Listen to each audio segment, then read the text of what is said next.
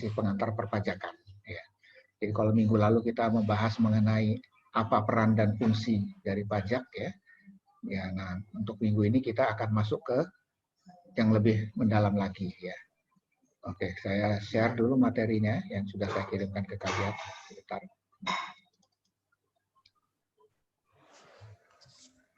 Ya, sudah ya. Ya, jadi kita masih tetap di pengantar ya, artinya belum masuk ke yang lain-lain ya. Oh ya, nanti untuk bagi yang ingin bertanya seperti biasa saya bisa diketik di kolom chat Zoom chatnya ya. Di situ nanti bisa ditanyakan melalui itu ya. Ataupun nanti bisa secara langsung bisa bertanya jawab di sini. Oke. Ya. Saya mulai ya. Nah, di sini untuk perpajakan yang ketentuan umum perpajakan ini sebenarnya masih berhubungan dengan apa itu sebenarnya prinsip ya dari pajak itu sendiri ya. Karena kan secara tidak langsung pajak itu ada prinsip yang harus dipegang ya. Nah, ini kita mengikuti teorinya Adam Smith ya. Bentar.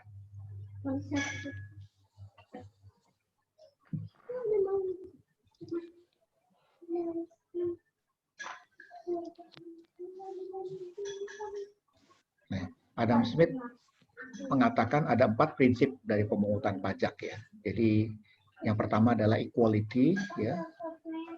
Nah, terus kedua certainty, yang ketiga convenience, dan keempat efisiensi. Ya. Nah, apa yang dimaksud dengan equality ya? Jadi dalam pemungutan pajak itu sendiri ya, itu sebenarnya kita harus melihat apakah pajak yang kita berikan, yang kita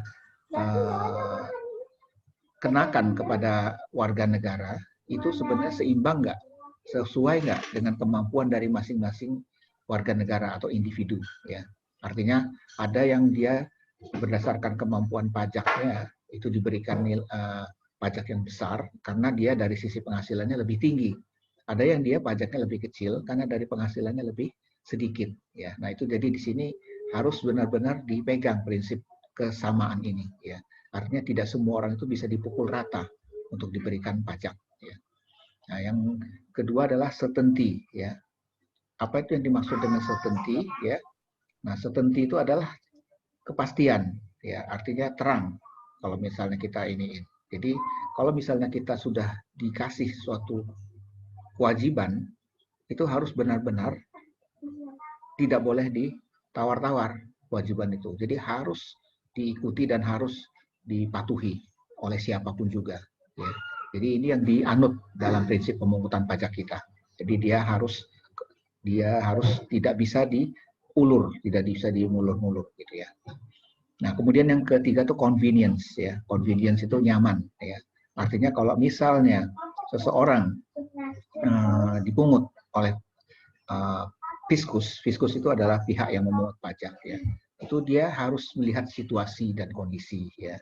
Artinya saat-saat yang tepat itu boleh dipungut pajaknya. Tapi kalau misalnya saat-saat seperti sekarang ini krisis ya, apalagi dengan pandemi ini, itu banyak sekali relaksasi pajak yang diterapkan oleh pemerintah. Ya. Karena pemerintah juga meyakini bahwa kalau misalnya sampai tidak dibuat relaksasi, itu nanti banyak perusahaan yang akan kolaps.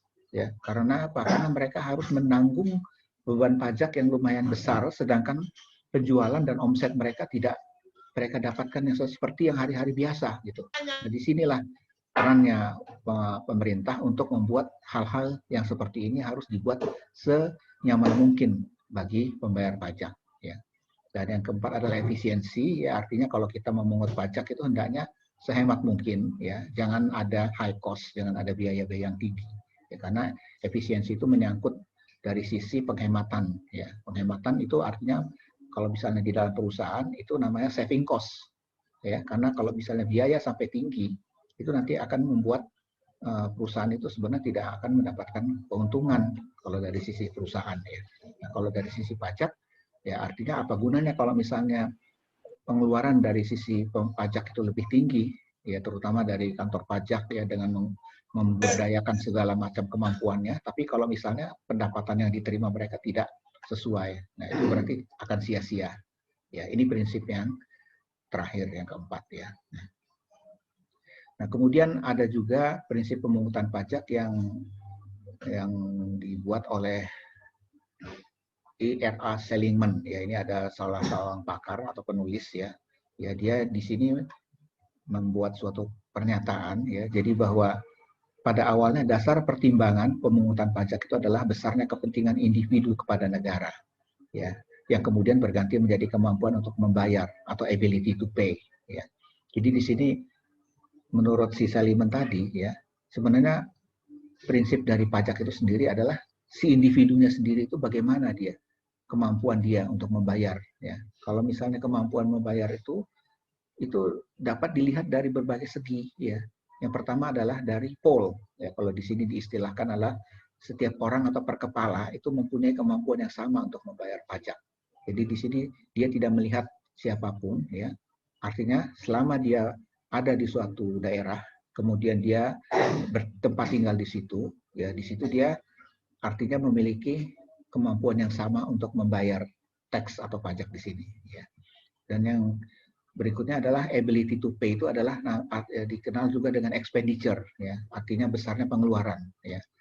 Nah, di dalam masyarakat mungkin ada berbagai macam orang dengan tipe pengeluaran yang berbeda-beda. Nah, karena setiap orang itu memiliki pengeluaran, ya, dan disitulah kita akan bisa melihat siapa yang pengeluarannya besar, berarti dia nanti sebenarnya memiliki kemampuan besar, kemampuan bayar yang banyak juga di situ, ya.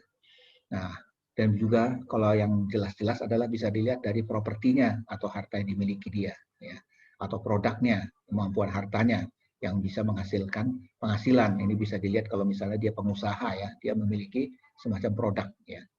Ya, atau kalau yang lebih jelas lagi kalau dia dari sisi karyawan itu dilihat dari income-nya, dari jumlah penghasilannya. Ini prinsip yang kita lihat dari sini, ya, dari ability to pay. Oke. Sebentar. Selanjutnya adalah mengenai prinsip untuk perpajakan di Indonesia sendiri, ya. Bagaimana prinsip perpajakan kalau di negara kita, ya.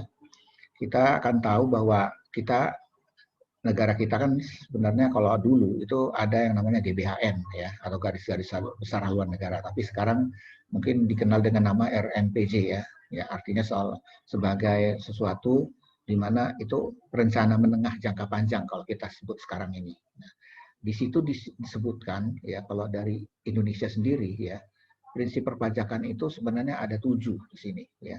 Berarti yang pertama itu adalah peningkatan dari penerimaan, ya. Artinya sama dengan fiskal dan revenue productivity, ya. Maksudnya di sini adalah kalau misalnya di dalam suatu negara, ya, kita ada namanya pengeluaran dan ada namanya penerimaan, ya. Nah, keduanya itu harus diseimbangkan, ya. Kalau misalnya dalam istilahnya itu adalah fiskal dan ada moneter, ya. Fiskal itu adalah dari sisi teksnya, penerimaannya, dan moneter dari sisi pengeluarannya. Nah, ini harus terus ditingkatkan, ya. Selama itu bisa ditingkatkan, maka nanti akan berpengaruh terhadap APBN negara kita, ya. Kemudian yang kedua ada terkendali, terarah, dan efisien, ya, sama dengan kaidah efisiensi tadi, ya. Jadi kalau kita lihat yang di rumusan yang pertama tadi mengenai pajak yang efisien, ya, itu sebenarnya ada 3, ya. Artinya dia yang dimaksud di sini adalah bisa dikendalikan dan bisa diarahkan dan secara tidak langsung dia akan menghasilkan efisiensi, ya. Kemudian yang ketiga itu adalah justice, ya, atau sama dengan equality, ya. Jadi prinsipnya itu adil buat semua orang, ya. Siapapun kalau ingin dikenakan pajak dia harus memiliki rasa keadilan di sini, ya. Dan yang keempat itu seperti yang tadi, ya, yang dari statement tadi, ability to pay, kemampuan untuk membayar. Nah, itu juga menjadi pertimbangan, ya, apakah orang itu sanggup atau tidak untuk membayar. Kemudian prosedur yang terus disempurnakan atau ease of compliance, ya. Artinya apa? Ya, untuk memungut pajak itu tidak semena-mena langsung bisa dipungut segera, ya, tapi ada SOP yang dikeluarkan oleh Dirjen Pajak, prosedur-prosedur di mana prosedur itu selalu diperbaiki setiap saat, ya.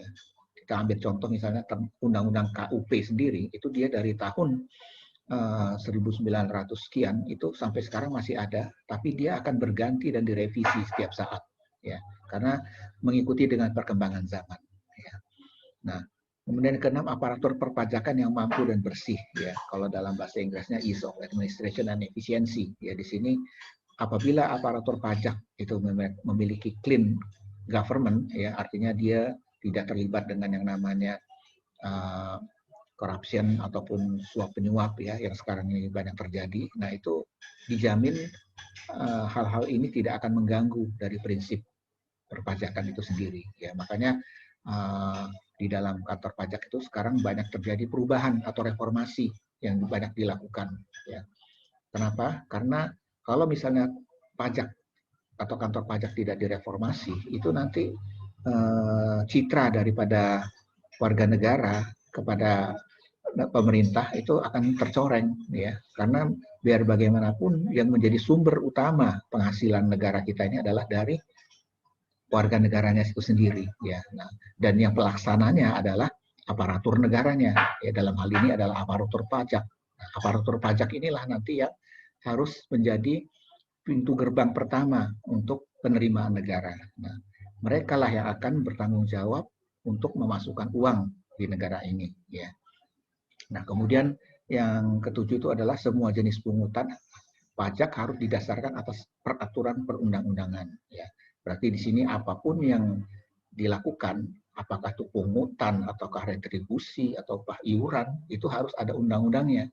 Karena kalau tidak nanti akan dianggap ini semacam hal yang ilegal, ya, dan ini secara hukum itu tidak diperbolehkan, ya.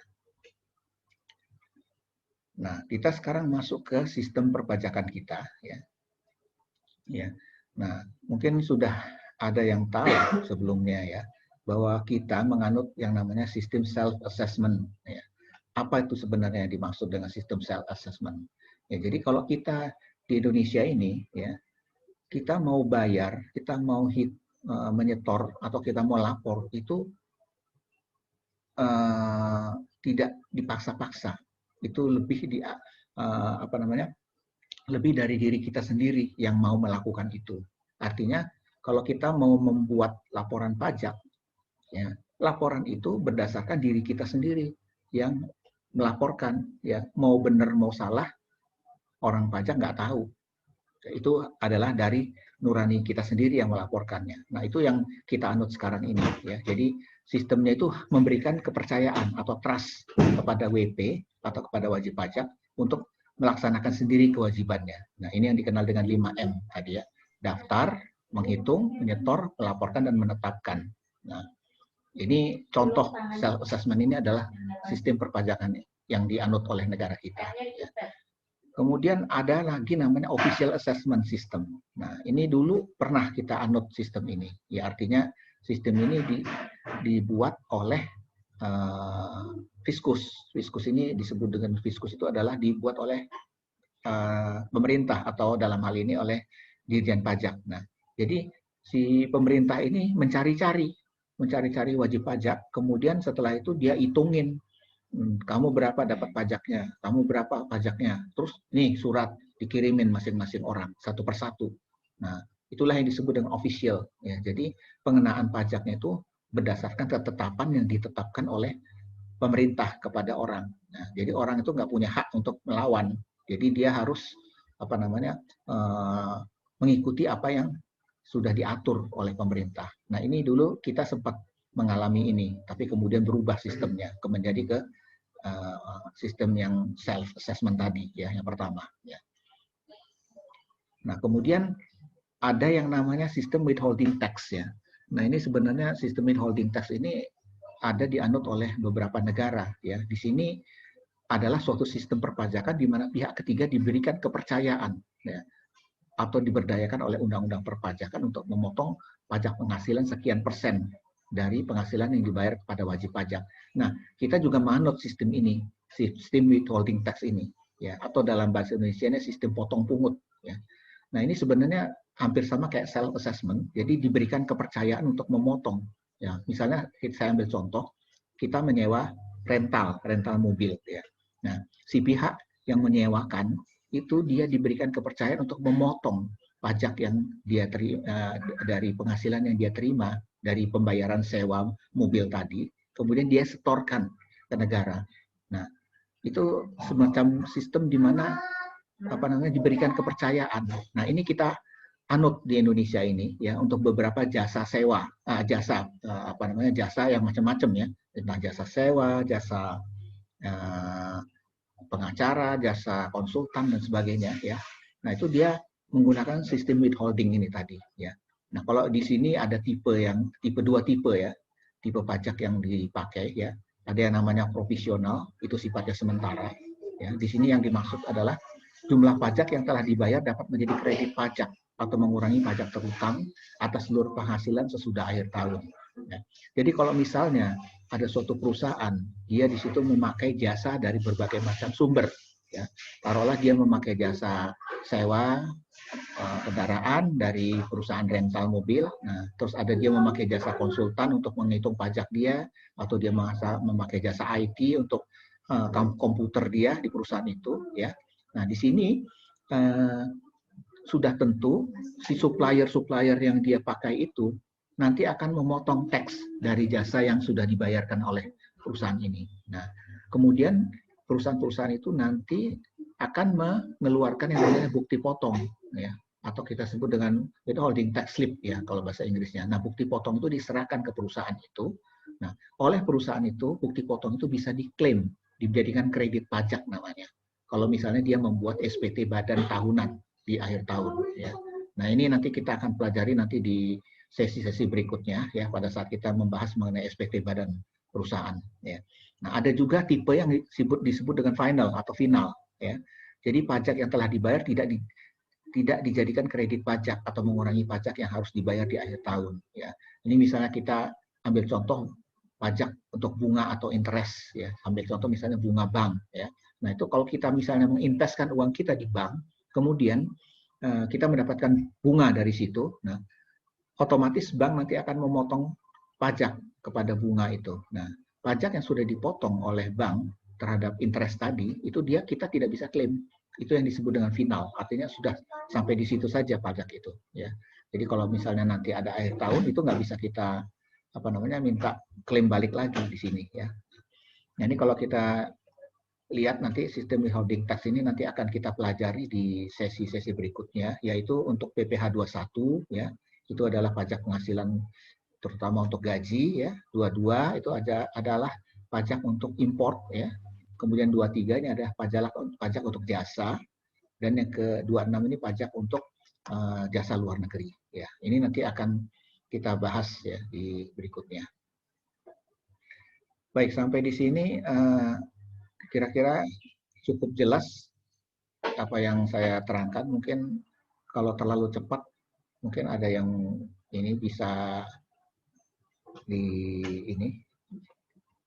kira-kira bagaimana? Cukup kecepatan nggak nih? Terlalu cepat nggak? Anissa? Enggak ya? Oke. Yes. Saya lanjutkan kembali ya. Nah, sekarang kita lihat yang istilah-istilah sendiri ya. Di sini ada namanya stelsel pajak ya. Jadi dia ada namanya stelsel real atau nyata, ada yang namanya stelsel anggapan atau fiktif stelsel ya. Ada yang menyebutnya lagi nanti stelsel campuran ya. Jadi ini sebenarnya apa sih yang dimaksud ini ya? Ini dia kalau kita lihat yang stelsel nyata, kenapa dia disebut stelsel nyata ya? Di sini pengenaan pajaknya didasarkan pada keadaan dari objek pajak yang sesungguhnya. Ya. Jadi dia benar-benar melihat dari objeknya. Misalnya objeknya adalah benda, barang, ya itu dikenakan pajak PPN namanya. Nah, dengan stelsel nyata ini tidak dimungkinkan pemungutan pajak di awal atau selama masa tahun pajak. Pemungutan baru bisa dilakukan setelah tahun pajaknya berakhir. Ya, artinya kalau misalnya kita ambil contoh pajak penghasilan karyawan ya. Nah, itu kan setiap bulan itu harus dipotong kan ya. Nah, tapi kalau kita laporkan ke kantor pajak itu baru di akhir tahun ya. Karena di sini prinsipnya itu adalah stelsel real. Maksudnya real itu artinya jalani dulu yang ada sampai di akhir tahun baru nanti kita kolek semuanya ya. Nah, di sini ada kelebihannya ya. Kelebihannya itu wajib pajak ya ataupun kantor pajak atau fiskus itu tidak akan dirugikan apabila ternyata terjadi perubahan keadaan objek pajak karena perubahan tersebut ikut dipertimbangkan dalam penentuan jumlah pajak. Ya, jadi kalau misalnya tahu-tahu ada peraturan di tengah jalan berubah, ya, misalnya ambil contoh PPh 21 ya gaji ya, di tahun ini misalnya ada perubahan, misalnya tarif pajaknya berubah ya di tengah jalan. Nah, karena dia dilakukan secara rutin ya, jadi tidak ada tambah kurang di situ. Ya, jadi pada saat akhir tahun itu kita bisa melakukan yang namanya penyesuaian terhadap pajaknya. Jadi di sini ada kelebihannya di situ ya. Tapi kekurangannya itu terlambat uang pajaknya masuk ke negara. Ya, kenapa? Ya karena dia harus akhir tahun dulu baru dikolek semuanya. Setelah itu baru disetor ke negara ya. Ini bisa kita ambil contoh PPh pasal 25 ya. Ini pasal 25 ini adalah cicilan pajak perusahaan ya. Itu dibayarnya secara bulanan ya, tidak secara langsung 1 tahun. Nah, terus apa yang dimaksud dengan fiktif stelsel atau stelsel anggapan? Nah, ini dia sebenarnya kebalikan dari yang tadi ya. Kalau yang tadi itu kan di akhir tahun dia baru dibayarkan. Nah, tapi kalau yang ini itu pengenaan pajaknya didasarkan pada suatu anggapan hukum tertentu yang diperkirakan di awal tahun ya. Nah, jadi dia dari awal tahun itu udah ngitung gitu. Nanti kita harus bayarnya sekian ya. Nah, tapi nanti pas kenyataannya nanti mereka tinggal ada tambah kurang gitu ya. Nah, di sini kelebihannya uang pajak dapat segera masuk ke dalam kas negara karena dia dari awal tahun sudah dikumpulkan, dikolek ya. Nah, tapi kekurangannya itu dari sisi kita sebagai wajib pajak. Ya kenapa? Karena dia dari awal dia udah dipotong ininya pajaknya, tapi dia sendiri belum dapat apa-apa, misalnya penerimaan apapun ya. Makanya di sini kita kasih contoh PPh pasal 21 dan 23 ya, gaji ya. Kadang-kadang itu seperti itu gitu. Jadi perusahaan secara tidak langsung dia ngitungnya per tahun ya. Tapi begitu nanti awal per bulannya nanti dia hitungannya bisa beda gitu ya. Tapi sedangkan karyawan sudah dipotong di awal di sini. Ya, ini yang stelsel anggapan namanya atau fiktif ya. Nah, kalau yang campuran ini ya sebenarnya gabungan dari yang kedua tadi ya. Jadi dia bisa di awal, bisa juga di akhir. Ya. Nah di sini kelebihannya itu awal atau masa tahun pajak uang hasil pajaknya sudah dapat dimasukkan ke kas negara sehingga dapat segera digunakan. Terus dan apabila terjadi perubahan dapat diperbaiki di akhir tahun. Jadi ini sebenarnya kombinasi ya antara yang pertama dan kedua tadi. Oke. Nah ini kita masuk ke tarif pajak ya. Jadi kalau kita berhubungan dengan pajak itu pasti hubungannya dengan tarif ya, karena kita kan dipotong masalahnya ya. Kalau misalnya dipotong pasti kita mau nggak mau harus siap gitu dengan berbagai macam tarif yang ditetapkan oleh pajak ya. Nah, tarif itu ada yang namanya lamsam ya atau tetap atau spesifik ya. Ada yang proporsional ya. Terus ada lagi yang progresif ya. Jadi ada tiga tingkat ya. Nah, kita bahas satu-satu ya. Kalau yang disebut dengan lamsam itu adalah berupa suatu jumlah tertentu yang sifatnya tetap dan tidak dipengaruhi oleh besarnya jumlah pajak, ya, objek pajak maupun subjek pajak. Ya, jadi kita ambil contoh aja bea materai. Ya, seperti yang kita tahu sekarang ya, materai kita itu ada yang 3.000 dan 6.000. Itu nggak berubah-ubah itu dari dulu tahun berapa itu nggak berubah, kecuali nanti tahun depan ada perubahan dari peraturan Menteri Keuangan ya, materai nanti akan dijadikan satu tarif yaitu 10.000 ya. Nanti di awal Januari 2021 besok udah mulai diterapkan peraturan yang baru ya. Nah, jadi angka yang ada di materai itu adalah angka yang disebut dengan tarif lamsam, artinya tetap ya. Kemudian ada yang disebut dengan tarif proporsional. Ya, ini sebenarnya yang disebut proporsional itu adalah persentase tunggal yang dikenakan terhadap semua objek pajak ya. Jadi berapapun semua objek pajak ya yang ada ya, kita ambil contoh untuk PPN, pajak penjualan ya. Ya, apapun barangnya, apapun bentuk bendanya ya, itu pasti dikenakan tarif 10%. Jadi dia ambil pukul rata 10% gitu. Nah, ini tarif ini sebenarnya tarif yang benar-benar mengikat untuk semua konsumsi ya, konsumsi barang ya, makanya dikenal PPN itu sebagai pajak konsumsi ya. Nah, yang ketiga itu adalah disebut dengan tarif progresif ya. Nah, kalau progresif itu artinya lama-lama dia naik ya. Artinya dia mengikuti yang namanya jumlah dari uang atau mengikuti jumlah dari yang dikenai pajaknya ya. Nah, ini dia bisa disebut dengan flat rate atau absolut, atau juga bisa disebut dengan bracket rate atau berlapis ya. Nah, ini kita ambil contoh di bawah ini. Ini adalah tarif pajak untuk perhitungan gaji ya, atau disebut dengan PPh 21, pajak penghasilan pasal 21 ya. Nah, jadi di sini kalau kita memiliki gaji penghasilan ya, itu kita menghitungnya secara setahun ya. Nah, dalam 1 tahun itu ya, apabila penghasilan kita sampai dengan 50 juta itu kena pajak 5% ya.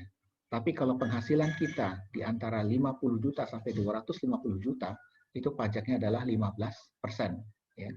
Di atas 250 juta sampai 500 juta 25%, kemudian di atas 500 juta 30%. Ini yang disebut dengan progresif tadi ya. Jadi dia makin lama makin naik dari 5, 15, 25 dan 30 ya. Mengikuti jumlah uangnya ya. Nah, progresif ini juga dia ada 3 varian ya. Varian itu maksudnya ada progresif yang stabil, ada progresif yang menaik, ada yang progresif yang menurun ya.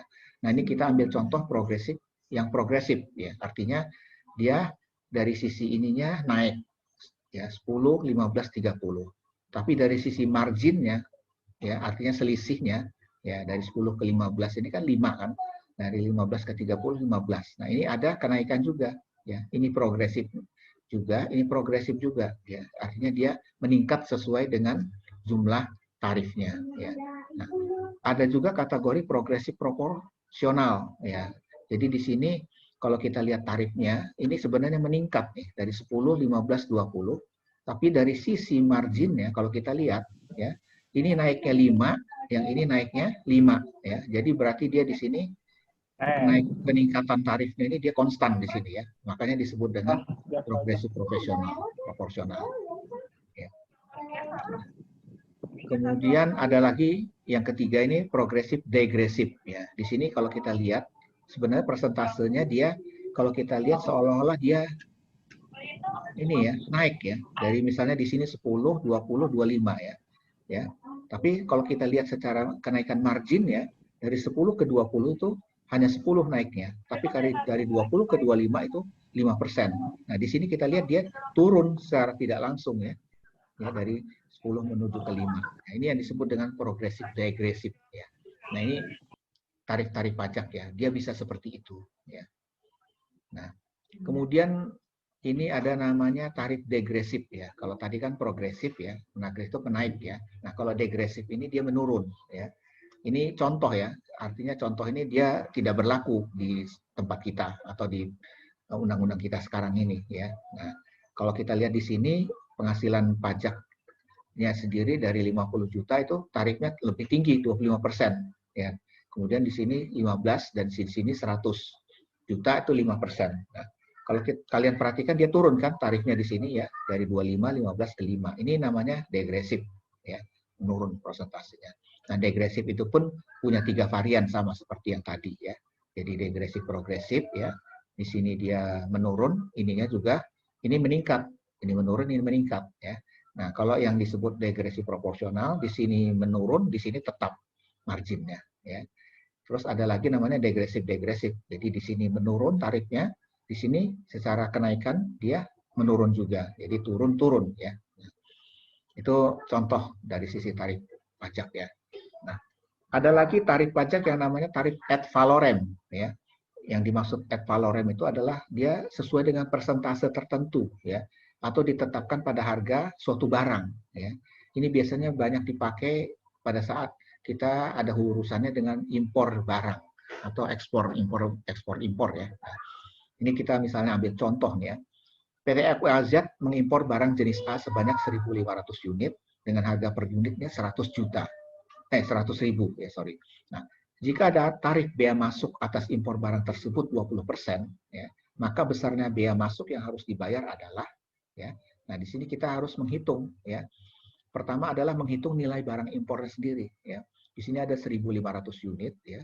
Berarti kita kalikan 1.500 dengan harga per unit 100.000 ya. dapatlah 150 juta. Nah, di sini diketahui tarif biaya masuknya adalah 20%. Ya, berarti kita mengalihkan tarif biaya masuk 20% ya yang dibayar dikalikan dengan nilainya ini 150 juta. Ya, hasilnya adalah 30 juta. Nah, angka 20% inilah yang kita sebut dengan tarif ad valorem katanya. Jadi dia persentase tertentu ya. Itu biasanya bea masuk atau bea impor barang itu tarifnya tergantung dengan jenis barangnya ya. Jadi barangnya apa ya itu yang dikenakan tarifnya ya. Baik. Nah, ada lagi yang kita kenal namanya tarif spesifik ya. Nah, ini kalau yang dimaksud spesifik itu tarif khusus dia ya. Tarif yang sesuai dengan jumlah tertentu atas suatu jenis barang atau suatu satuan jenis barang tertentu. Nah, kita ambil contoh di sini adalah PT ABC mengimpor jenis barang Z ya, sebanyak 1.500 unit dengan harga per unit 100.000. Jadi di sini hampir sama dengan soal tadi ya. Nah, di sini jika tarif bea masuk atas impor barangnya 10.000 per unit, maka besarnya bea masuk yang harus dibayar adalah berapa jumlah barang impornya 1.500 unit kan di sini ya. Nah, tarif bea masuknya adalah 10.000 ya. Nah, inilah yang disebut dengan tarif spesifik. Jadi dia sudah ditentukan per unitnya berapa, 10.000. Nah, maka bea masuk yang harus dibayar adalah 10.000 dikalikan 1.500. Hasilnya adalah 15 juta. Ya, itu namanya spesifik ya tarif ya. Jadi dia bukan berdasarkan persentase, tetapi berdasarkan angka per unit barangnya. Oke. Nah, itu adalah hal-hal yang berhubungan dengan prinsip, ya tarif dan sebagainya. Ya. Nah, kita sekarang masuk ke apa sih yang menjadi hambatan dalam pemungutan pajak kita. Ya. Jadi seperti dalam pertemuan pertama yang saya bahas minggu lalu, ya, itu kan target penerimaan pajak Indonesia itu tidak pernah tercapai gitu dari tahun ke tahun. Ya. Nah, ya ini kita hubungkan dengan masalahnya apa gitu yang menyebabkan itu semua terjadi. Ya. Nah, itu sebenarnya masalahnya adalah dari sisi hambatan ya. Artinya penerimaan pajak itu nggak akan selalu berjalan mulus ya.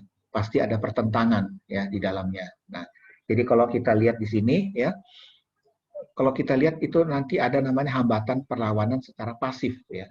Artinya di sini adalah ini bukan kemauan dari atau usaha dari wajib pajak itu sendiri ya. Jadi sebenarnya itu kayak semacam status quo gitu pasif itu ya. Nah, itu ada hal yang menyebabkan ya ada faktor tiga, ada faktor-faktornya. Itu yang pertama adalah struktur ekonomi ya. Sebenarnya kalau struktur ekonomi suatu negara itu memang sebenarnya akan sangat berpengaruh ya dengan sistem pemungutan pajaknya di negara itu ya. Nah, mungkin kalau kita bandingkan ya negara kita pada saat dulu ya masih modelnya masyarakat agraris atau petani ya zaman sebelum-sebelumnya ya sebelum kita seperti sekarang modern ya. Nah di sini kan orang-orang agraris itu kebanyakan nggak terlalu peduli dengan bayar-bayar pajak gitu ya karena mereka sendiri kan bingung mau menghitung pendapatan mereka. Sistem penerimaan mereka kan berdasarkan panen ya. Panennya kan nggak tentu kan dalam setahun itu kapan gitu kan. Nah di sini secara tidak langsung dalam diri mereka dia ngapain saya bayar pajak, saya sendiri pun penghasilan saya sendiri pun tidak tahu berapa jumlahnya yang harus saya bayar. Nah ini yang dihadapi ya secara ini ekonomi ya strukturnya. Tapi kalau negara dengan tingkat perekonomian yang tinggi ya apalagi negara-negara maju ya itu mereka sudah tidak ada lagi hal-hal yang seperti ini gitu. Nah, justru struktur ekonomi itu membuat mereka makin kuat dan dari situ mereka bisa mampu untuk membayar pajak. Ya. Selain ekonomi yang membuat hambatan, yaitu adalah perkembangan moral dan intelektual penduduk. Ya. Nah ini kan kita bisa lihat sendiri ya.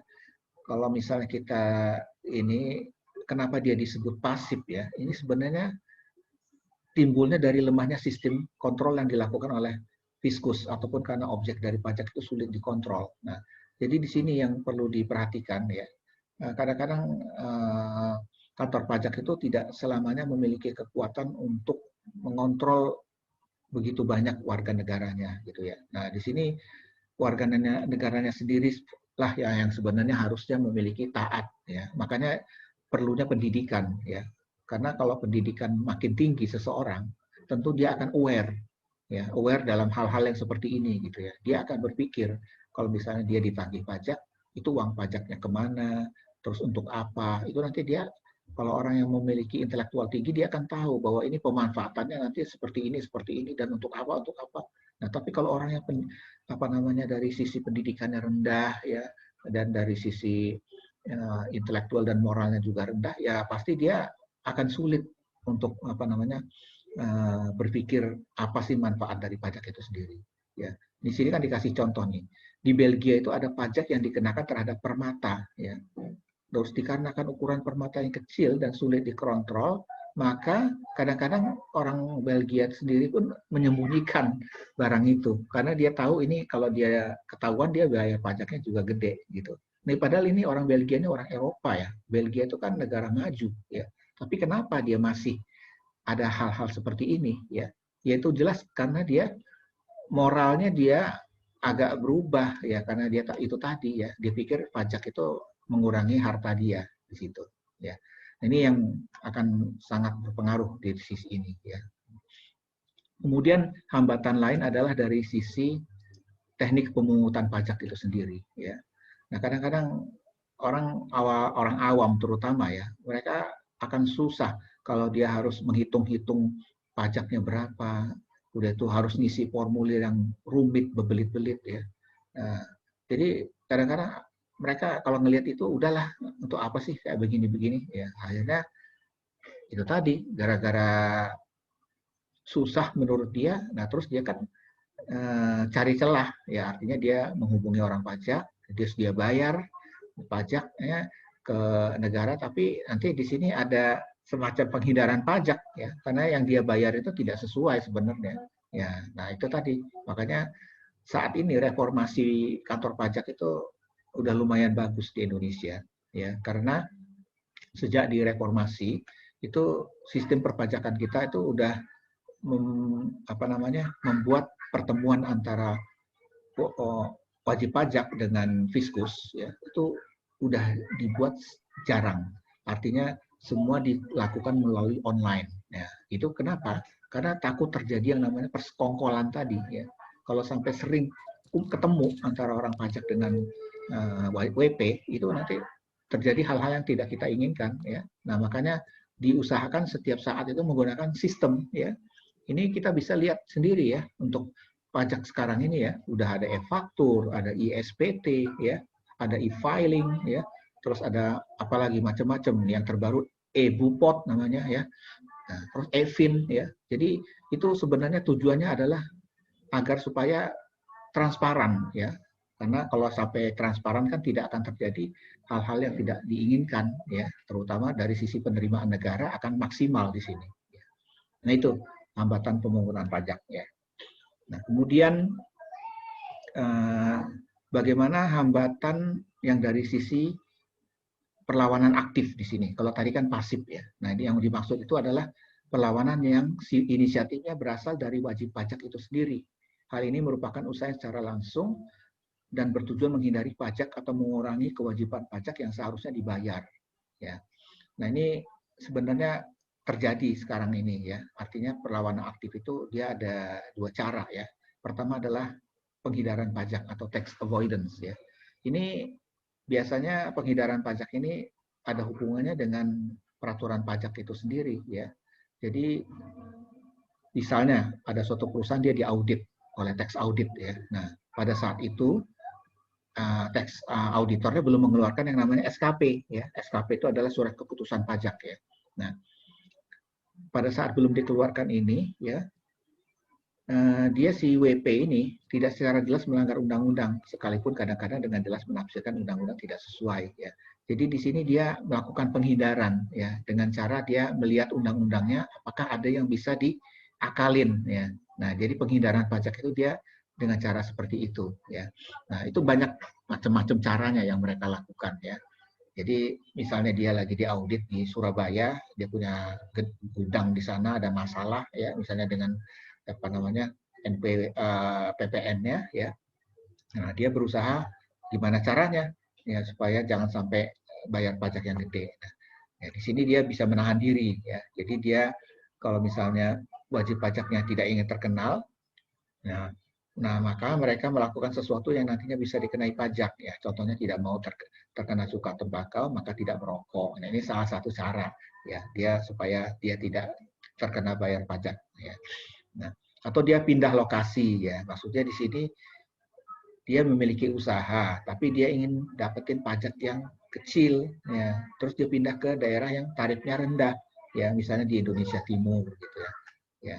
Atau kalau misalnya di Batam, itu kan sekarang masih 0% kan tarif PPN-nya. Nah, itu juga berusaha dibuatlah pabriknya di daerah-daerah yang memang sudah ditetapkan oleh pemerintah sebagai kawasan bebas, ya. Atau penghindaran pajak secara yuridis, ya. Jadi di sini melakukan perbuatan sehingga perbuatan yang dilakukan tidak terkena pajak. Nah, jadi di sini dia disebabkan karena wajib pajak memanfaatkan celah dan tidak kejelasan. Nah, kadang-kadang ada gray area juga di dalam undang-undang pajak kita. Nah, ini kadang-kadang dimanfaatkan oleh wajib pajak. Ya, mereka menggaji konsultan untuk supaya dia bisa mana yang kira-kira undang-undang pajak yang bisa bukan dikadalin ya, tapi undang-undang pajak yang paling tidak dia bisa ini tidak terlalu terbebani. Ya. Itu yang sering terjadi sekarang ini. Ya, penghindaran secara yuridis, artinya berdasarkan undang-undang itu diperbolehkan. Nah, ini kalau kita lihat kenapa tidak jelas ya. Nah, karena undang-undang tersebut dibuat untuk kepentingan tertentu. Nah, jadi kalau misalnya kita melihat undang-undang yang dibikin oleh anggota dewan, ya, itu kan banyak kepentingan di dalamnya. Nah, di situ ada kompromi-kompromi nanti yang dibuat ya untuk memuaskan berbagai kepentingan. Nah, disinilah yang sering terjadi penafsiran-penafsiran dari sisi fiskus ya. Nah, kalau fiskus sudah bisa menafsirkan yang salah, nah itu tadi sebenarnya mengurangi pendapatan negara ya karena dia memenangkan wajib pajak ya dari sisi itu. Makanya ini banyak terjadi kalau di dalam sidang-sidang pajak ya, sidang-sidang pengadilan pajak. Oke.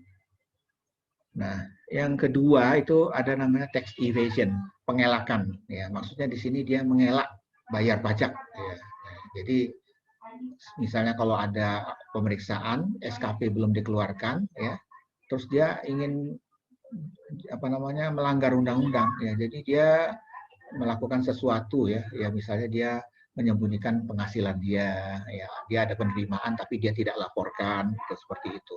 Nah, ini berbagai macam cara sebenarnya yang bisa dilakukan ya. Tapi kalau kita benar-benar jujur juga kadang-kadang enggak ini ya, tidak selamanya bisa dipercaya gitu.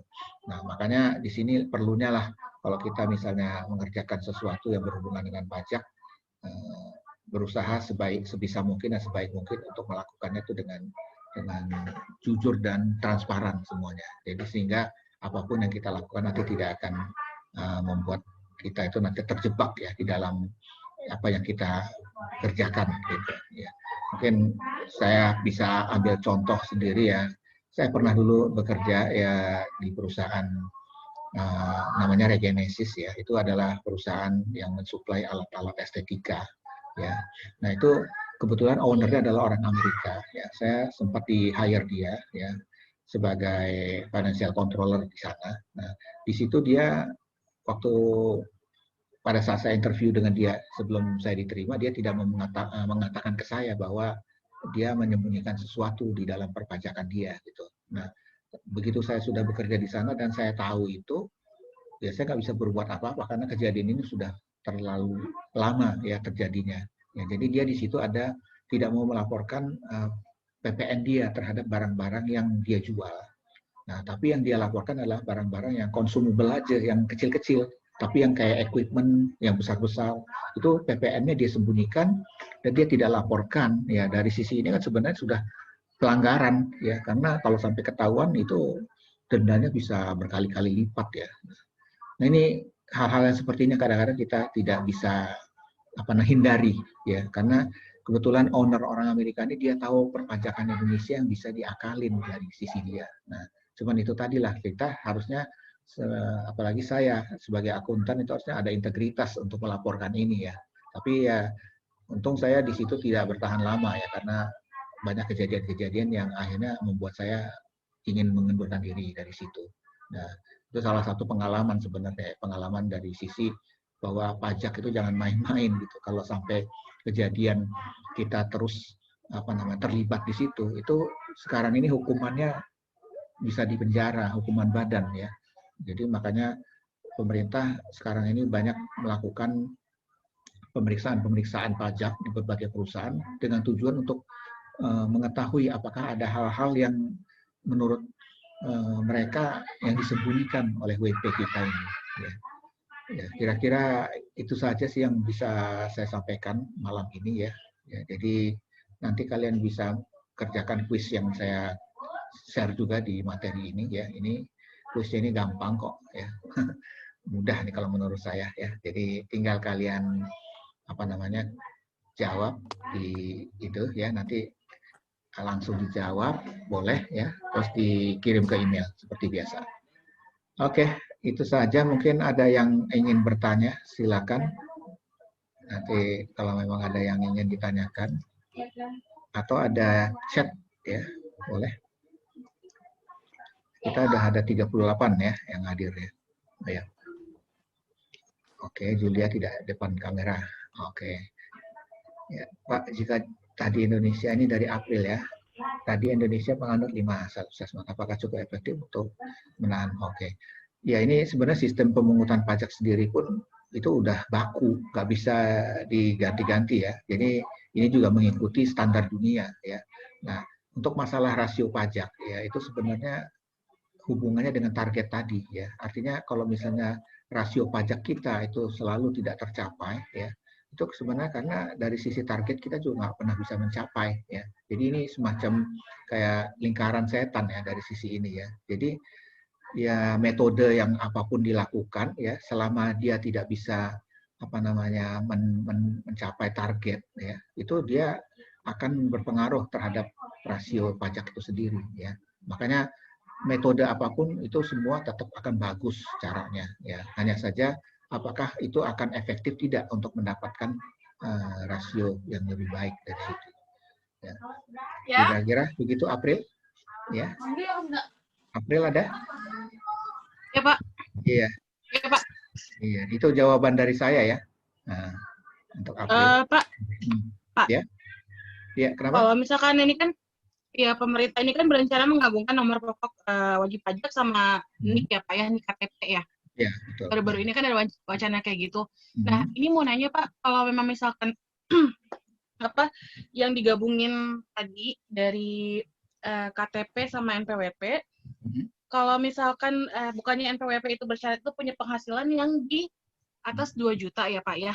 Contohnya misalkan minimum punya penghasilan itu 4,5 juta. Jadi kalau pekerja yang memang mempunyai penghasilan kurang dari 2 juta tersebut itu gimana Pak? Kan kita ada namanya PTKP ya. PTKP itu adalah penghasilan tidak kena pajak ya.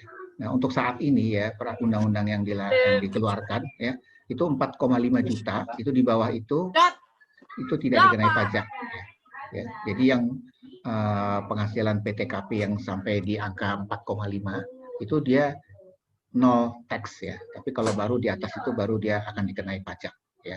Nah, kalau hubungan dengan NIK sendiri itu sebenarnya adalah administrasi ya. Jadi tidak ada hubungan dengan penghasilan atau apapun ya. Karena sebenarnya single identity itu di beberapa negara sudah banyak diterapkan ya, terutama negara maju ya. Jadi kita nggak perlu banyak-banyak nomor ya. Satu nomor itu sudah mencakup semua.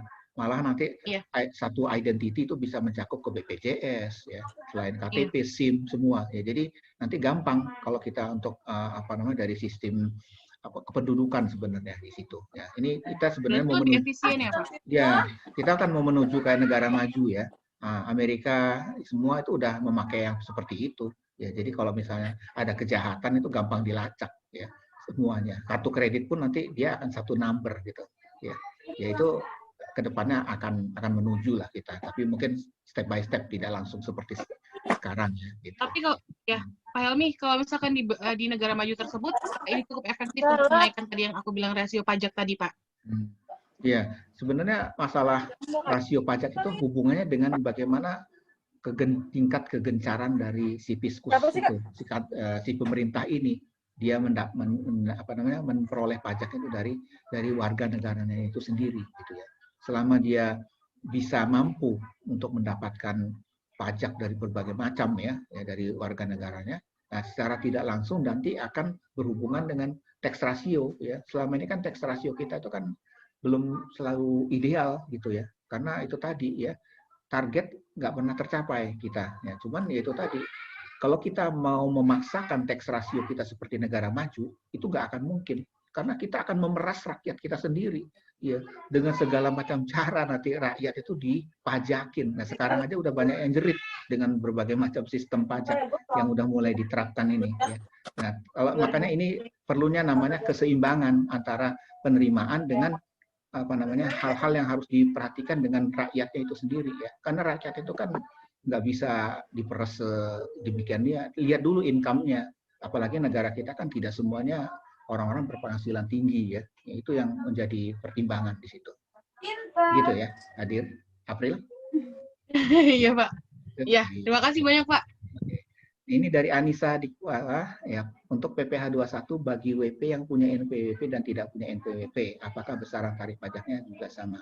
Oh ya, ini nanti kita bahas di materi berikutnya ya mengenai PPh 21. Nah, ini untuk yang memiliki NPWP ya, itu nanti pajak rasionya itu lebih kecil dibanding yang tidak punya.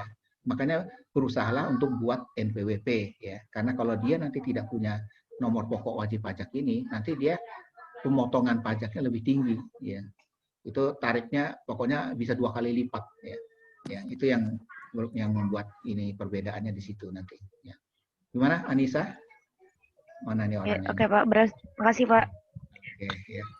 Terus ini dari Arif, berapa lama pajak masukan dapat dikreditkan? Oh, ini kalau PPN ya, ini nanti kalau kita bahas di PPN, ya itu paling maksimal itu 3 bulan ya. Jadi kalau misalnya kalian nanti dapat faktur pajak, ya pajak masukan itu adalah dari supplier ya. Nah itu nanti kita lihat berapa bulan dia bisa dikreditkan, kita lihat dari situ. Ya. Oke. Gimana Arif? Ada Arifnya di sini? Ada Arif? Ini orangnya mana? Oh, oke. Gimana Arif? Menurut kamu? Oh, suaranya nggak kedengeran nih. Kenapa Pak? Kenapa Pak? Pak kenapa Pak? Arif, Regina Arif. Abis. Regina Arif. Ini Regina lagi ngobrol nih ya. Ngobrol sama siapa? Sendirian Pak di kamar. Arif bisa di chat aja kalau misalnya ini. Kalau suaranya nggak jelas nggak terdengar di sini. Ya. Pak kenapa Pak? Regina nggak ada apa-apa, Arif yang ditanya. Ini saya nanya Regina Pak Arif, saya nanya Arif. Ini Regina kenapa ini? Nggak apa-apa Pak. Oh, ada yang mau ditanyain Regina? Regina ada yang mau ditanyain? Enggak? Kemarin udah ditanya semua, jadi nggak penasaran lagi. Oh gitu. Ini kan lain lagi nih materinya, beda dengan kemarin. Iya sih Pak, benar. Oh gitu. Nah ini dari Maulini Anggreani, ya. Apa tas yang harganya bermiliaran dapat dikenakan pajak barang mewah? Betul, Maulini aja ya saya panggil. Ya. Nah jadi kategori barang mewah itu adalah barang-barang yang nilainya nanti ada patokannya ya. Misalnya dia di atas 100 juta atau di atas 200 juta ya. Itu sebenarnya ada listnya yang dikeluarin sama pemerintah ya. Nah itu kalau dia sudah dikategorikan barang mewah, itu nanti kena namanya PPNBM, pajak penjualan barang mewah. Nah, itu pajaknya itu bisa 100% lebih gitu ya. Nah, ini saya ambil contoh aja kayak mobil ya. Kalau kita misalnya mobil ya, saya ambil contoh mobil-mobil mewah ya. Ya, saya pernah kerja di BMW ya. Nah, di BMW itu pada saat saya mengimpor dari Jerman, itu harganya masih 100 juta. Saya ambil yang seri 3 ya.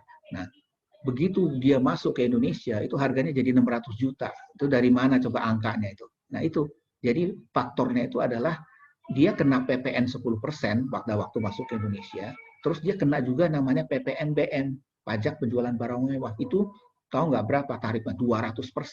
Nah, jadi itu barang mewah itu dia akan dikenakan tarif berlipat-lipat dengan tujuan apa? Orang jangan banyak mengimpor dari luar, ya pakailah produk dari dalam negeri itu sendiri. Itu manfaatnya sebenarnya. Ya, dan selain itu juga pendapatan negara ya. Kalau misalnya kita mengimpor kan mau nggak mau negara dapat uang banyak ya. Begitu Maulida, Maulini ya Maulini ya. Mana Maulini? Belum kedengeran. Orangnya nggak kedengeran nih. Oke, nggak apa-apa ya. Ini dari Ika. Ika, Pak, bagaimana cara melapor SPT tahunan bagi karyawan yang pindah tempat kerja? Oke. Sebenarnya ini SPT ya, ini SPT tahunan ini yang kamu maksud adalah SPT PPh 21 ya, pajak ini gaji ya, pajak gaji ya. Nah, jadi kalau misalnya tahun kemarin kamu kerja di PTA ya, taruhlah sampai bulan apa? Bulan September ya, tahun 2019 ya kita ngomong ya. Nah, kemudian di tahun itu juga kamu pindah ke PTB ya, mulai masuknya di bulan Oktober gitu ya. Nah di akhir tahun pada saat kamu melaporkan ya SPT PPh kamu ya, SPT PPh OP namanya ya, SPT PPh orang pribadi ya. Nah, itu kamu harus minta 2 form dari perusahaan PTA yang pertama, yaitu namanya form A1 ya. A11. Nah, kemudian yang perusahaan yang baru kamu juga harus minta formulirnya. Berapa pajak yang dipotong di PTB itu. Nah, dua-duanya kamu gabung jadi satu di situ. Kamu laporin di dalam SPT PPh OP tadi ya. Jadi di sini penggabungan 2 perusahaan ya, karena dia berbeda. Jadi dalam 1 tahun dia pindah tempat kerja, pindah perusahaan ya. Gimana Ika? Ika mana Ika? Iya Pak. Iya. Tapi kalau misalkan sekarang kan pajak itu kan dilapor dari DJP ya, DJP online. Kalau misalkan kita lapornya SPT tahunan dari online, itu perusahaan apa? Kita masukin pajaknya di satu perusahaan dulu apa dua-duanya langsung? Nanti di dalam DJP online itu nanti dia ada minta di situ. Ya misalnya di perusahaan yang pertama kamu berapa dapat ininya dipotong pajaknya, ya. Terus pada saat tahun itu juga kan kamu kerja di perusahaan baru juga kan. Nah itu misalnya udah sempat 2 bulan kan kerja di situ. Nah di akhir Desember kamu juga nanti minta dari perusahaan itu bukti potong pajaknya. Nah itu juga nanti dimasukin, di input nanti di dalam SPT online-nya. Ya, gitu. Kira-kira kita ngerti ya? Oke, ini pertanyaannya ini ya udah jauh-jauh semua ya. Belum belajar kita sudah masuk. Oke, nggak apa-apa. Ya, ini dari Maulida, tadi Maulini ya. Ini Anggriana, tadi Anggriani ya. Namanya bisa ini ya. Ini Pak, apabila wajib pajak tidak menyampaikan SPT dan dia melampaui batas waktu yang telah ditentukan, apakah dia akan dikenakan sanksi? Ya, jadi kalau SPT perorangan itu kan 31 Maret ya, kita harus lapor ya. Jadi kalau lewat dari 31 Maret, taruhlah dia baru lapor 1 April aja, itu dia udah langsung kena denda ya. Dendanya 500.000 ya kalau nggak salah ya, saya lupa ya. Ada nanti kita nanti bahas nanti di pertemuan berikutnya hal-hal yang seperti ini ya. Ya. Kalau perusahaan ya atau SPT badan namanya itu dia batasnya di 30 April. Nah, kalau lewat dari 30 April dia lapor itu kena denda 1 juta ya. Nah, itu namanya SPT tahunan ya. Nah, terus kalau dia nggak lapor ya pasti nanti dia akan disuratin ya. Disuratin di situ suratnya surat denda dan juga nanti lebih parah lagi dia selain dia kena denda nanti dia akan kena apa namanya sanksi ya. Sanksinya biasanya adalah dia akan ada tarif sanksi ya, berapa persen dari nilai yang dia laporin gitu ya. Nah, tapi itu biasanya prosesnya panjang ya. Yang penting dia akan didenda dulu di situ. Gimana Maulida? Mana orang yang Maulida nih? Ya Pak, baik. Terima kasih Pak. Oke. Kemudian ini ada siapa lagi? Irma ya. Misal ada pajak terutang, bagaimana caranya supaya tidak terkena penalti? Oh, ini pajak terutangnya ini pajak apa dulu nih Irma nih? Pajak terutangnya di sini. PPh 21 Pak. Kan ada misalkan dia udah 3 tahun nih Pak. Tapi baru sadar kalau ada pajak terutang gitu. Oh gitu. Artinya Karena dia sebelumnya selama tidak ada teguran. Oh gitu. Jadi selama ini dia mungkin dia nggak lapor gitu ya, nggak bayar Iya, juga, nggak lapor. nggak bayar juga. Ya. Iya Pak, jadi numpuk Pak. Ini beneran memang real terjadi sih sama teman saya Pak. Oh gitu. Iya iya iya. Jadi memang dibiarkan aja gitu. Itu pajak terutangnya. Gimana sih Pak caranya supaya tidak terjadi penalti? Itu kan sebenarnya kewajiban dari perusahaan tempat dia bekerja nanti yang akan bertanggung jawab. Kecuali kalau dia pengusaha pribadi ya. Nah ini dia statusnya apa nih? Karyawan di situ. Statusnya karyawan, cuma setelah lapor pajak setiap kali tahunan tuh masih muncul gitu loh Pak. Oh iya iya. Anehnya. Ya itu yang gitu. disebut dengan pajak kurang bayar namanya. Jadi kan kalau kita potong pajak kan secara bulanan oleh perusahaan kita ya. Nah di akhir tahun itu ada rekonsiliasi ya. Nah biasanya di situ rekonnya itu adalah penggunaan tarifnya yang kadang-kadang suka salah ya, atau misalnya perhitungannya juga salah, ambil pukul rata gitu. Itu yang saya bilang tadi. Jadi karena PPh itu dihitungnya tahunan bukan bulanan. Nah begitu dihitung setahun kurang bayar dengan yang dia sudah setor gitu. Nah itu sebenarnya harus disettle pada saat itu juga, pada saat dia kurang bayar dia harusnya bayar gitu. Tapi kalau dia diemin, saya takutnya itu ada namanya denda ya. Denda dari sisi pajak itu adalah kurang bayarnya berapa persen dari situ dia harus ini tambahin nanti kalau misalnya sampai ketahuan gitu. Ya kita tinggal nunggu aja dikirimin surat, biasanya seperti itu. Udah dikirimin surat besar belum? Pak, sampai 4 juta Pak, udah. Iya. Oh udah. Ya, sampai itu, 4 juta itu. Ya itu pasti karena udah ada bunganya di situ. Iya. Karena dia akan kena persentase bunga selama dia nggak pernah bayar. Ya hitungannya kayak argo aja gitu. Iya. Makanya jangan sampai dibiar-biarin karena akan dicari celahnya itu sama orang pajak itu siapapun kalau bisa bersalah gitu sama dia gitu sehingga dia bisa mendapat pemasukan ya, karena dari kantor pajak itu mereka akan berusaha mendapatkan penerimaan semaksimal mungkin dari siapapun orang itu yang terjadi sekarang ini ya. Mungkin Irma bisa kasih tahu temennya ya itu udah resiko gitu, kecuali kalau dia mau banding ya. Banding itu maksudnya gini, jadi dia nggak terima nih, dia kirim surat ke situ, nah, buktinya begini gitu atau apa gitu. Nah kalau memang orang sananya nerima ya siapa tahu bisa dihapus itu dendanya. Tapi ya kayaknya jarang sih ya. Ya kalau yang kayak gitu tuh biasanya kasusnya lebih susah ya. Iya. Gitu ya Irma, kira-kira. Iya Pak. Oke Pak, terima kasih Pak. Oke, sama-sama ya. Kemudian ada dari mana nih? Bila wajib pajak penjualan barang mewah seperti yang disebutkan tidak dibayarkan, sanksi yang ya udah jelas. Ada namanya denda, ada namanya bunga ya. Jadi siapapun yang terkena surat namanya STP, surat tagihan pajak dari kantor pajak ya, sehubungan dengan pajak yang tidak dibayar, itu pasti nanti sudah termasuk bunganya. Nah, bunganya itu biasanya bisa berkali-kali lipat ya. Makanya jangan anggap enteng ya. Karena kalau udah kena STP tadi ya, surat tagihan pajak itu bunga, itu nanti kita akan malah makin beresiko ya. Kalau kita nggak sanggup bayar, nanti ujung-ujungnya kita akan disita harta kita, atau kalau nggak mau kita dipenjara, karena itu ada undang-undangnya. Ya. Begitu ya Randy ya. Ini Randy mana? Randy Ektavianti. Randy, nggak kedengeran nih. Iya Pak. Iya Pak. Sudah. Nah, suaranya tolong ini ya. Baik itu ya Randy ya. Nanti kalau ini tolong di ini. Kemudian Farhan, apakah WNA yang belum punya kartu identitas Indonesia juga wajib membayar pajak? Ya. Nah ini ada yang disebut dengan status ya, namanya orang pribadi yang dia dianggap wajib pajak dalam negeri, ada yang disebut dengan wajib pajak luar negeri ya. Nah, kalau warga negara asing itu ya, dia misalnya orang Singapura tinggal di Indonesia di bawah 183 hari dia tinggal di sini.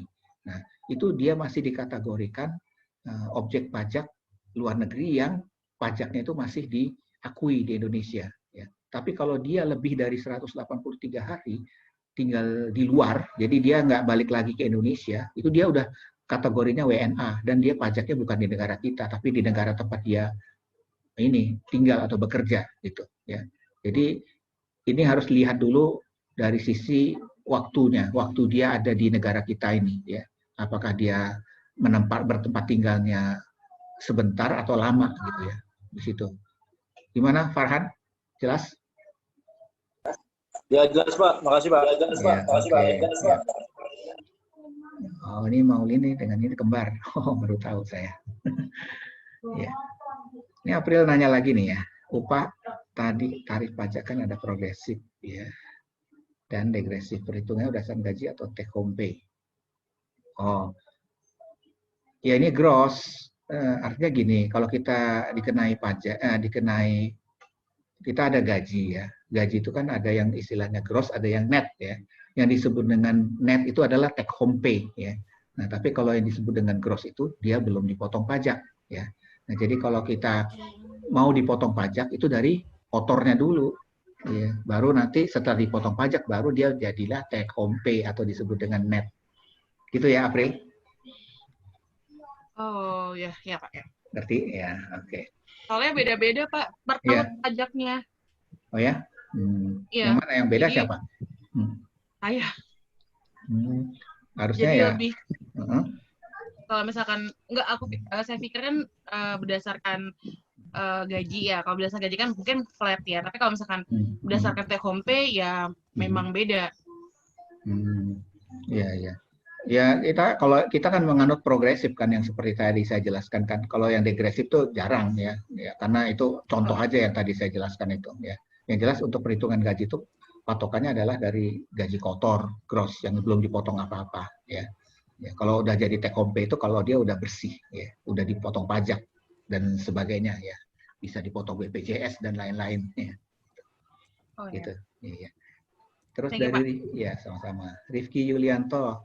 Teknik pemungutan pajak di Indonesia apa masih terbelit-belit Pak prosedurnya, dan kalau kita mau bayar pajak kendaraan kita tapi kita lewat 1 tahun 2 tahun apa kita kena denda?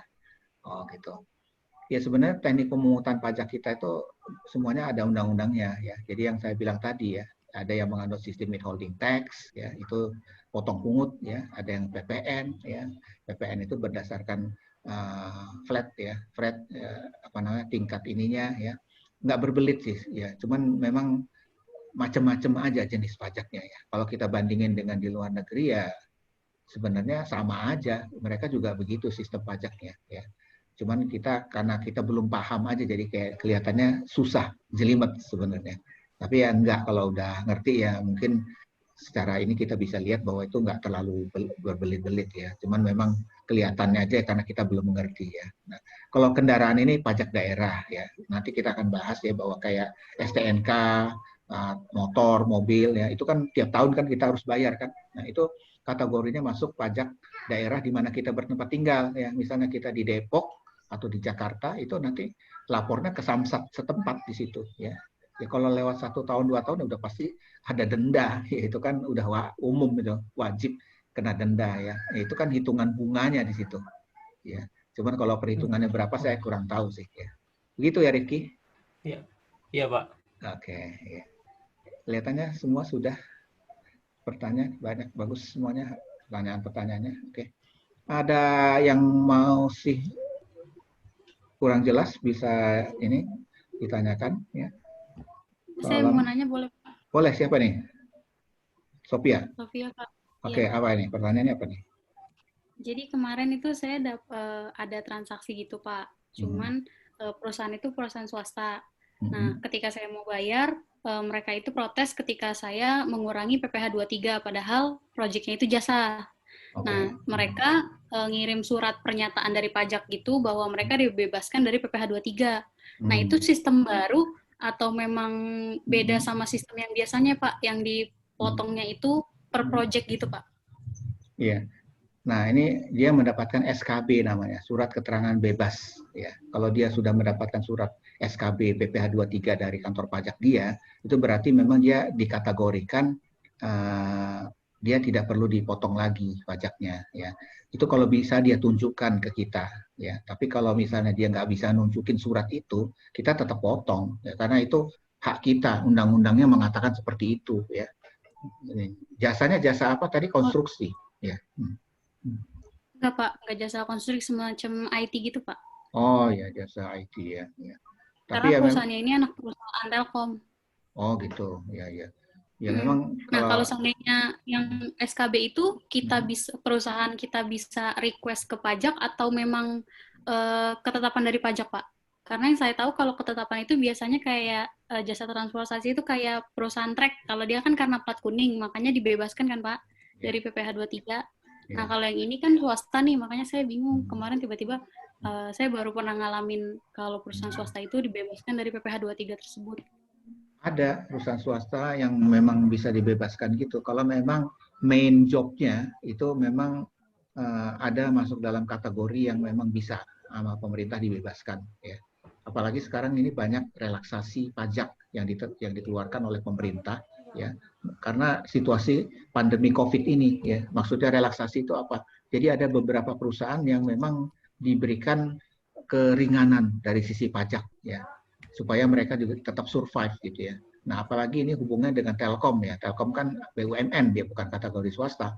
Anak perusahaan Telkom berarti dia masuk kategorinya BUMN pemerintah. Nah, itu mungkin dia memiliki juga semacam SKB tadi ya, karena dia mengajukan ataupun Telkomnya nanti yang membackup itu semua. Ya, kita nggak tahu ya sebelum saya melihat suratnya seperti apa ya.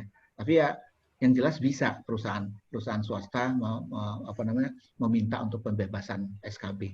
Termasuk perusahaan kamu kalau memang mau minta kebebasan untuk tidak dipotong itu juga bisa, tapi alasannya jelas dan itu nanti ada persyaratan-persyaratannya kalau memang kita mau minta itu. Formnya ada kok untuk SKB itu. Berarti nanti di SPT tahunannya itu berubah juga Pak sistem laporan keuangannya untuk lapor ke pajak. Karena ya, PPh 23-nya itu nggak dipotong langsung dari si yang bayar jasa kita. Ya tinggal nanti di SPT-nya tarifnya diganti aja. Ya, kalau misalnya dia dari 2% jadi 0% ya kita tinggal rubah di situnya kan. Nah, itu nanti yang berubahnya di situ tarifnya. Biasanya di tarifnya aja gitu. Kira-kira ngerti ya? Ya, Pak. Baik, iya. Oke, sama-sama. Ini ada satu chat lagi. Ya, siapa ini? Maulida ya? Oke. Pak, apakah jika sifat pajak ini adalah memaksa yang mengharuskan buruh setiap bulan tanpa disuruh sudah membayar dan selalu taat membayar pajak penghasilan dengan dia gaji tetap? Bagaimana jika pengusaha mikro kecil yang pasalnya tidak menetap? Bagaimana objek pajak ini memandangnya? Apakah juga diharuskan membayar pajak penghasilannya? Ya. Nah, sebenarnya kan ini ada dua ya. Kalau buruh artinya orang dan satu lagi adalah pengusaha mikro kecil. Ini kita anggap sebagai badan ya atau pengusaha. Walaupun dia di sini disebut mikro kecil ya. Nah, jadi kalau buruh itu kan ada batasan ya. Jadi kategorinya itu nanti patokannya di UKM ya. Bukan UKM, apa namanya? Upah minimum UMP ya. Nah, jadi patokannya sebenarnya nanti di PTKP, penghasilan tidak kena pajak ya. Nah, untuk saat ini PTKP-nya adalah 4,5 juta. 4,5 atau 5,4 saya kebalik ya. Sorry nanti saya cek ulang lagi ya. Nah, dia kalau gaji per bulannya masih di bawah angka 5,4 juta itu nanti dia nggak akan bayar pajak ya. Tapi kalau dia udah lewat dari situ nanti dia akan kehitung menggunakan pajak progresif ya. Ya artinya pajak progresif itu yang 5, 10, 15, 20 tadi itu. Nah, dan itu udah baku ya peraturan itu ya. Artinya kalau memang dia masih di bawah TKP tadi yang 5,4, dia nggak akan kena pajak per bulannya 0. Jadi dia bisa terimanya net lah, bisa terima segitu ya. Kecuali dia dipotong-potong BPJS kesehatan atau BPJS tenaga kerja jam sostek gitu ya. Ya pasti dia akan nggak segitu, nggak akan full dapatnya ya. Tapi yang jelas dari sisi pajaknya dia nggak akan dipotong itu aja gitu.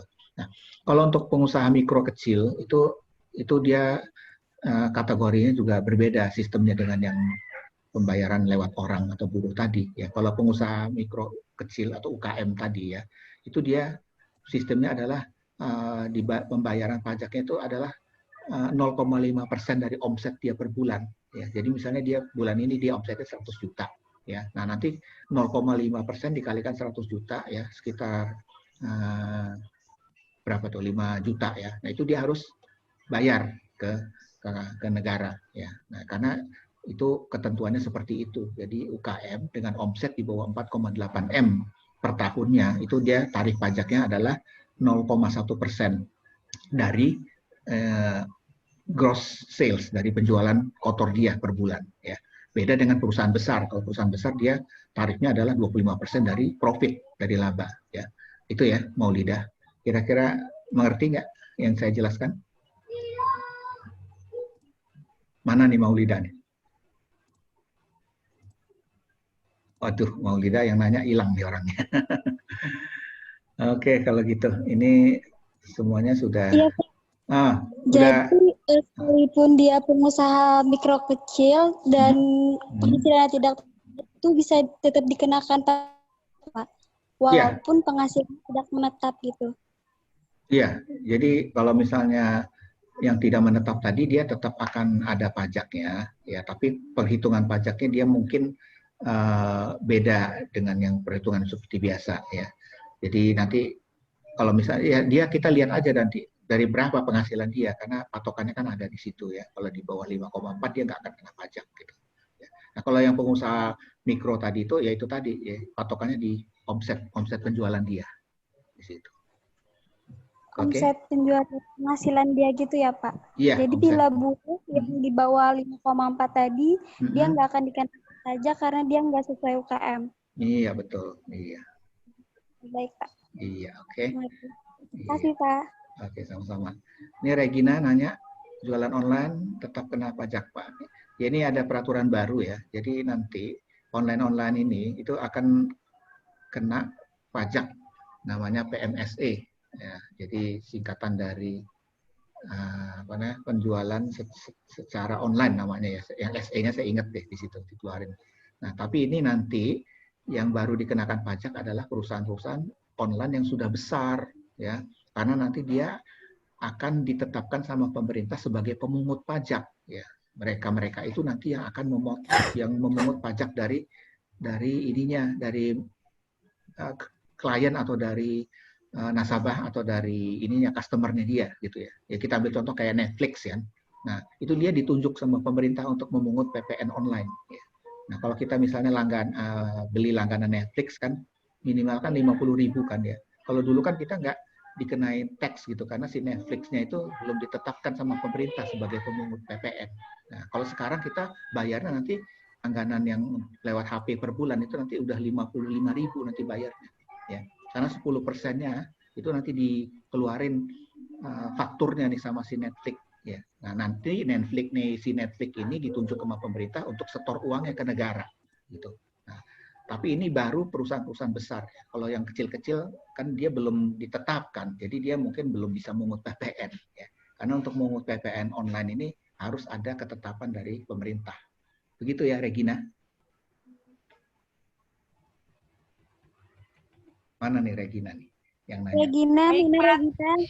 Iya Pak, makasih Pak. Nah, ini jangan nggak dengerin nih jawaban saya ya. Makasih. Denger Pak, ya Allah. Oh denger ya, oke. Denger. Ini saya nggak tahu nih yang pada matiin video semua nih. Kan saya peraturannya. Jangan Pak, belum mandi. Wah. Peraturannya kan saya minta kalau bisa videonya dinyalain, jadi bisa ini tahu lah. Artinya nggak sambil tiduran ya. Oke, kalau gitu ini sudah malam waktunya ya. Jadi saya selesaikan ya materi kuliah hari ini ya. Mudah-mudahan apa yang saya jelaskan ini dapat dimengerti ya dan dapat diterima oleh kalian semua. Dan jangan lupa tugasnya ya nanti dikerjakan dan di email ke saya. Baik, itu baik, semua Pak. Ya. Baik, Pak. Terima kasih ya. Selamat malam ya. Assalamualaikum warahmatullahi wabarakatuh. Waalaikumsalam warahmatullahi wabarakatuh. Terima kasih Pak. Oke, sama-sama. Terima kasih Pak. Ya. Waalaikumsalam Pak.